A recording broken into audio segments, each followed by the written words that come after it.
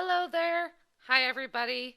My name's Mary. I'm a teacher for dadaabc, and today I'm going to give you guys some tips and just tell you about what it's been like for me teaching with dadaabc. All right, so I've been working with Dada since the beginning of the year, 2016. So it's been about a year, almost a year and a half now. And it's been a very, very fun experience, an amazing journey for me and the students.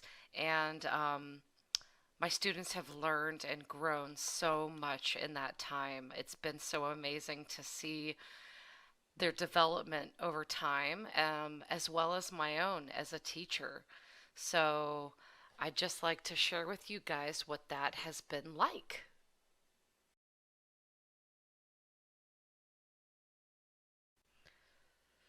So, if you're a new teacher and you're just getting started teaching online, believe me, I know it can be nerve-wracking. There are so many things to think about. Not only the technical side of it, is everything okay with the computer? And then, wanting to make sure that you know the courseware and exactly what to do, what to say to the student. Will they understand me? Am I going to do a good job? There are so many things that are going on at the same time. And what I can tell you about that in my experience is, above all, the most important thing is building relationships before, even the courseware, before even making sure that you know exactly what they're going to be learning about and how you should scaffold it and how you should pace it during the 30 minutes. Um, I really truly believe that the most important thing is relationship building.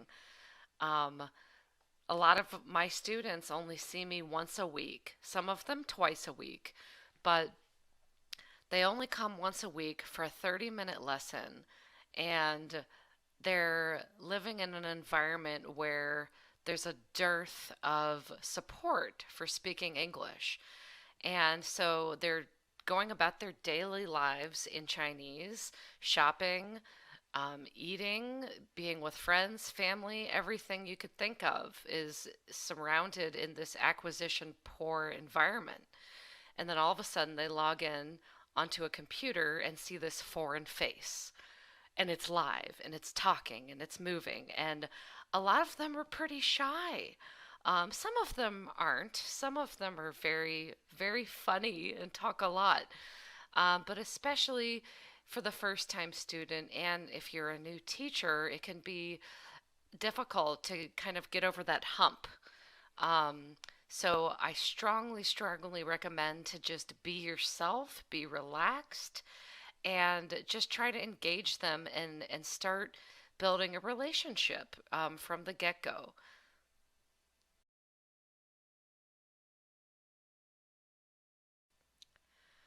So, a good question would be, what exactly do I mean by relationship building? It sounds good in and of itself, and there's no stepwise process for it. It can mean a lot of things, and it all depends on your student and you. Um, so, for some students that already have a bit of a foundation in English, relationship building can be pretty simple. Just asking those questions of getting to know you. What's your name? What do you like? What don't you like? Just engaging them in that moment and making it meaningful is really, really important and very useful for fostering this relationship that'll continue to develop. Even if that means taking a moment away from the courseware, just to let them know that you care about what they have to say, that you're not there to just make them repeat after you, but that you care about who they are and what they're thinking and what they want to say. I have found to be really useful. Now, in the case of very, very young students, some students, they're so young, they're true beginners, and they don't have anything to say yet except hello. The student that you say, "How are you?" and they say, "I'm 7." For those students, relationship building has been a little bit more tricky. It's a little bit more nuanced because it's implicit. It's not so much about the give and take of conversation because they're not capable of that yet, but it really boils down to just showing them that you are happy to be there with them. So for me, I show that with a lot of body gestures and having a lot of toys around, just entertaining them.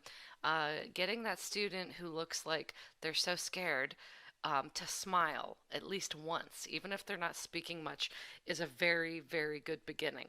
And I've found that using my stuffed animals, everybody knows Pinky. She is probably more famous than I am. I'm Pinky. I have like my own personality and I love hamburgers. They'll talk to her. And I always try to have just at least a handful of things sitting within reach of my computer. Here's a little rabbit and a little duck, you know, um, just, you know, kids live in a world of make believe and fantasy, and they have amazing imaginations. And catering to that and showing that you're willing to join in that world with them is a very, very good beginning, and it keeps them coming back.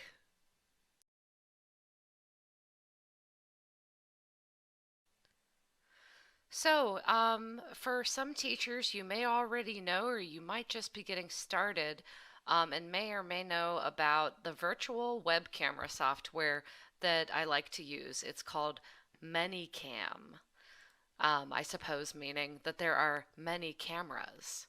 So I just want to briefly touch upon that about how I incorporate that into my lessons. And there's also an additional, more technical video that's out there that you can watch about the nitty and gritty of using Minicam. But in general, the biggest thing I use Minicam for when I'm teaching is to kind of use it as a sort of whiteboard. So you're going to see right now that I can transition to a different screen and suddenly start typing some text. And I've found this to be extremely useful in class. Sometimes I might say something and the student has no idea what I've said, and I'll type it out here. And if you know any Chinese, or if you can use Google Translate, which by the way, those translations are pretty tricky. They're going to be okay for simple sentences, but for more complex ones, I'd stay away from it. Um, but if you know, like, okay, I'm pretty sure that's the right translation, you can put it there. So I found Minicam to be really useful for being able to use as a whiteboard. The second thing that's also really useful about it is being able to show pictures and videos. Those are invaluable.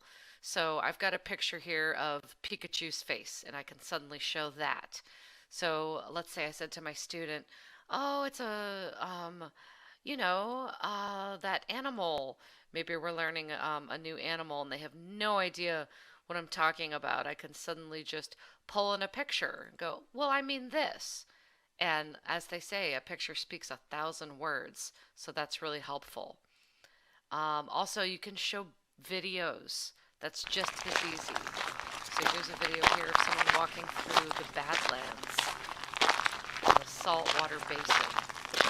And you can talk over it at the same time and then go back to yourself. So that's really helpful to give students that extra comprehensible input, as I like to call it, so that they know just what you mean. And that can save a lot of time for achieving understanding, considering that a lot of our students only get that 30 minutes a week with us.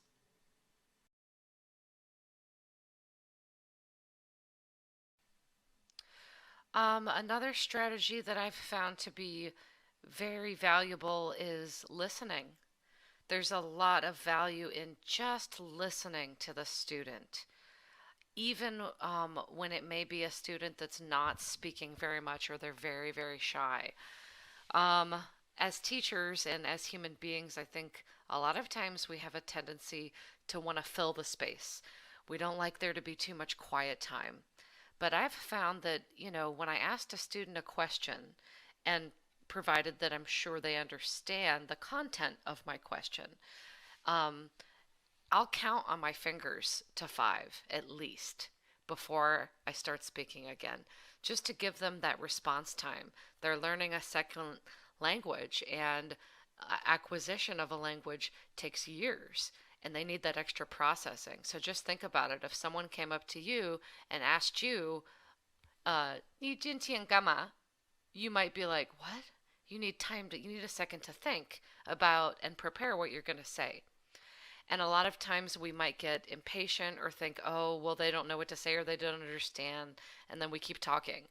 Um, but that is really robbing them of that opportunity for the most part. Now, sometimes you might find that they really don't know what to say or they have nothing to say, and then you can help them. But sometimes when I ask them something, I, I, I will look down at my hand and count to five and just let it be silent because they're usually thinking about what to say, and listening on our part is really important to let them know that we care what it is that they have to say.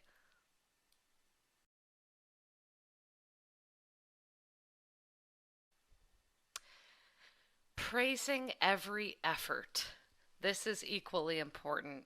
As you guys may know, in the teacher's platform, they have that function of awarding stars, the 5 stars as being the maximum. And we always want to award them those 5 stars throughout the lesson, no matter what. So, um, using those for praise is pretty much a given. And you just need to pace yourself throughout the 30 minutes. I try to give a star at least every 5 minutes or so. And unless they did something really awesome, I might award them more quickly. Um, but in addition to letting them see that those stars are there to show them that you're praising their effort, also praising everything that they do, every attempt that they make at something is also equally important. Just by saying, good job, or showing them with your smile and your eyes that you're really impressed with their effort, even if they're wrong. This is, I think, highly important because there's nothing that can discourage a student more quickly than being told, nope, that's wrong, nope, that's wrong, nope, that's wrong. And that's not what learning a language is about, in my opinion. It's not about right and wrong, it's about communicating and getting your message across and having that invaluable interaction between two people, that back and forth. And so praising their effort is really, really important. So, for example, if there's a sentence on the screen um, where the goal of the courseware is trying to elicit them to say, um, what color are they? Because there's a picture of 2 balls, and so it's the plural. And you're sitting there hoping that they'll get it right and that they don't say what color is it, but they say what color is it? And they say that it's green and blue. Well, they didn't use the right structure, but praise every effort. Yes, that's right. They are green and blue. And so what I did just there was I embedded the correct structure into my feedback. Now, again, I will kind of circle back around and keep going to that to make sure that they've got it. But let's say, for example, that there's a picture of 2 balls, and I'm really hoping that they pose the question, what color are they? Now, maybe the student said, what color is it? And instead of me saying, no, wrong, what color are they? That's one way to shoot them down really, really quickly. And the next thing you know, they're not saying anything because they're embarrassed. And a lot of time, parents might be sitting right nearby, and parents can be really, really assertive about wanting their child to be corrected in the moment and firmly. Well, unfortunately, that's not my style because I've found that that doesn't work. All it does is create a student that is afraid to say anything then because they're so scared they're going to be wrong. And I don't want to do that. So I try to praise every effort and then embed into my feedback to them what the possible sentence really is. And then I give what I call and what researchers call an input flood. So let's say they messed up that sentence. Instead of me saying, no, it's what color are they? Or I want them to say, they are green and blue. Instead, I'll just take them on a little tour of some photos then, and I'll say this structure, they are, and then whatever the color is, like at least 5 times, and just give them an input flood. And they're gonna take that up and store it into their short-term memory and then get them to produce it afterward, and I've found that to be really effective. So it's a kind of implicit approach where I'm not barraging them with correction, but I'm just showing them here's what is possible in English. Oh, look at this cat. Look at its fur. Look at its eyes. Yeah, those eyes, they are brown. Oh, and look at these animals. They are white and black and white and whatever else. So then I'll just kind of go in and do this input flood where I just give them a lot of examples of what the correct structure is. And I've found that more often than not, then when we move on, they start to self correct. And if they don't self correct, I gently correct them. Then I kind of go to the next step if they still didn't pick it up. And then I'll just gently add, well, they are when they're performing their utterance.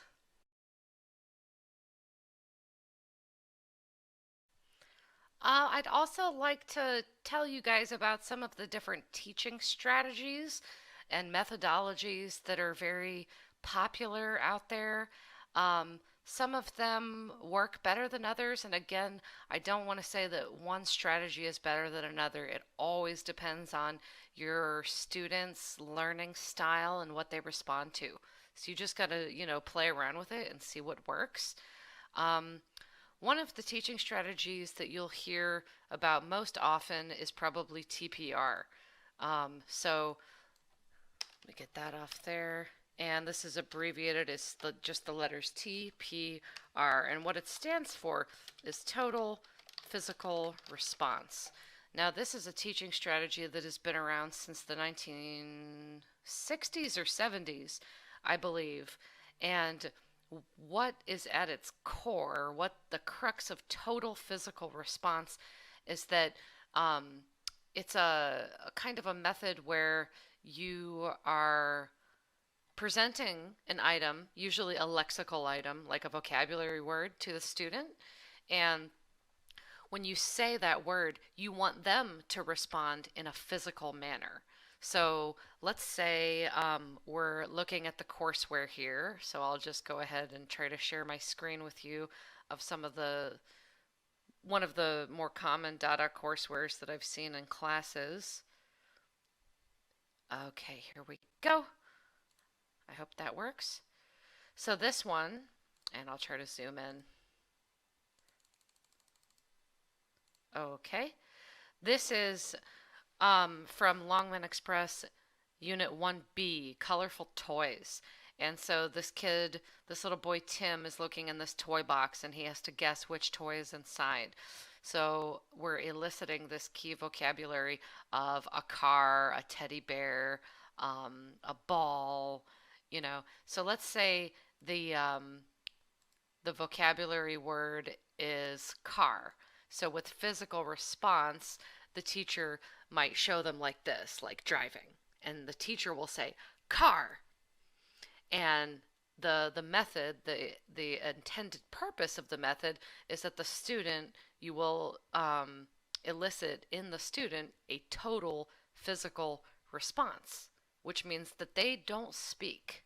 They should be quiet and they just respond with the action. So you say what you would say, car, and they would go like this. Now, there's a lot of misconception. A lot of people think that TPR means that they also repeat the word with you and do the action. And that's not what TPR really is. There's another method that is also very popular that's called audiolingual. The audiolingual method is more kind of like what a lot of teachers do when they're hoping and wanting the student to repeat after them. So maybe if you're wanting to use both methods with saying car and you want them to say car and do like this, then that would be kind of a combination of audiolingual and TPR methods at the same time.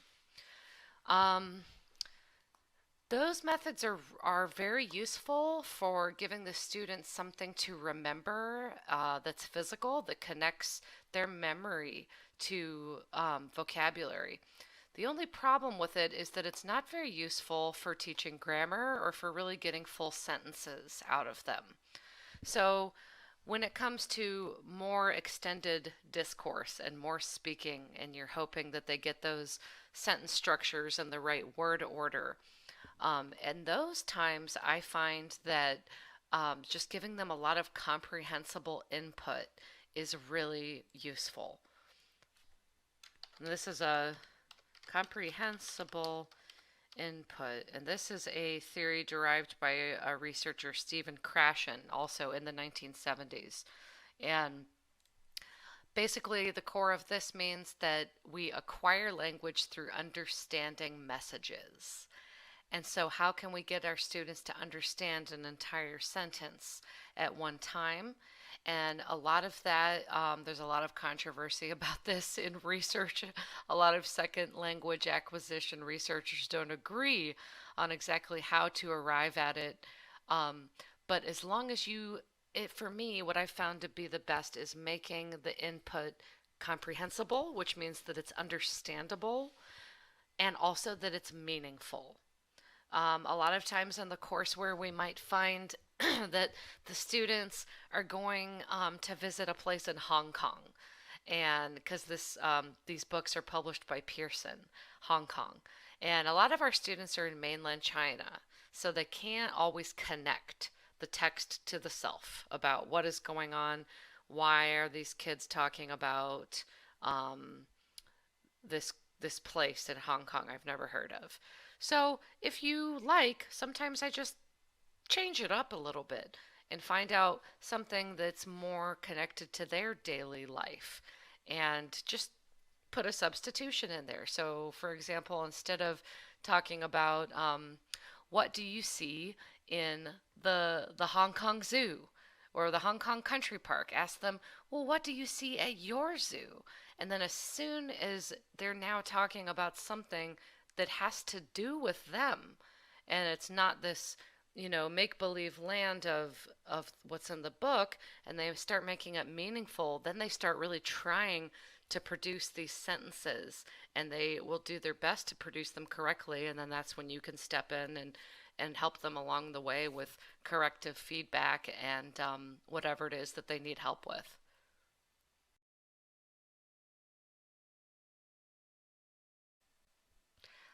The last thing I want to talk about is just something that's, kind of hard to put your finger on, but doing your best to use your personality and to have fun during the lesson is really important. Um, Children, by and large, love to feel silly. I love to feel silly too. So that can be a surefire way to jumpstart a lesson that otherwise they might feel as boring. Sometimes in the course where we have these kill and drill exercises where they're repeating the same sentence structure over and over again, and that's no fun. And it doesn't have anything to do with their lives personally. So, spicing it up a little bit, like I talked about before, making it meaningful to their lives, asking about if the unit is talking about toys and you see this boy and girl and they're showing each other their toys. Okay, that's great. Well, then I'll show them, okay, well, here's my toy. What toy do you have? Let's talk about our toys. And using Minicam to let them laugh. So maybe you have a toy mouse. Okay, well, I have a toy mouse too. Ah! And then, then we're really rolling. As soon as you got something a little more interesting going on there, oh, what's in the picture here? I'm not really sure. Let me rub my eyes. Oh, now I see. All these kind of things make the students laugh a lot, and it makes the lesson more fun for them and for you. But I would like to give a word of caution. Be careful with who you're teaching. Sometimes I have found that very, very young students, especially if it's our first time to meet, sometimes using some of these face masks actually scares them to death. And there has been a time or two when I ended up with a student crying because she didn't understand why I had a monkey face all of a sudden. So be very selective and use caution and good judgment before you start in with any of these special effects. But otherwise, they're really fun and useful to make the class more fun and interesting for the student.